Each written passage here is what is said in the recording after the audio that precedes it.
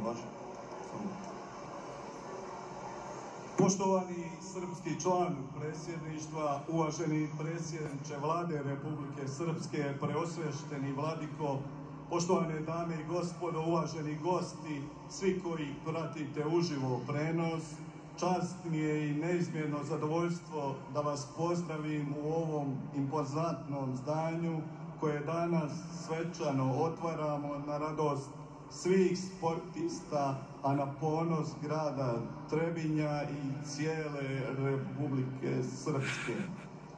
Poslije 50 godina ostvario se san o kome generacije Trebinjaca govorile i tražile najoptimalnije rješenje da ga pretvore u stvarnost.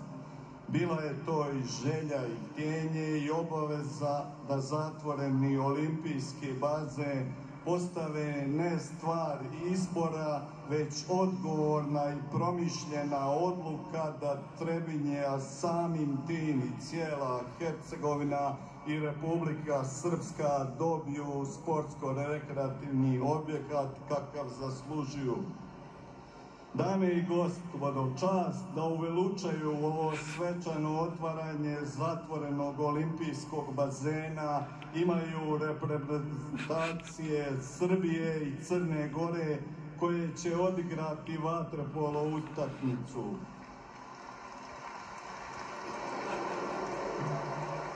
Iskreno želim da im se od srca zahvalim koji su je pored svih svojih obaveza od same ideje dali punu podršku i obećali da će doći i evo došli su i ispunili nam jedan od do juče veliki san.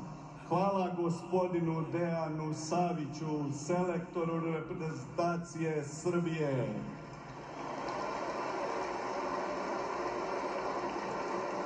Hvala gospodinu Đuru Mariću, predsjedniku Vaterpolo saveza Crne Gore, sa svim njihovim saradnicima.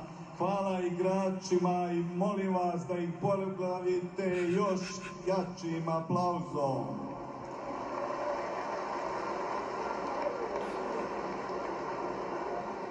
Neka ovaj objekat bude rasadnik sportskih talenata čija će imena biti upisana u istoriju grada Trebinja i koji će sportskim umjećem i talentom pronositi njegovo ime širom svijeta.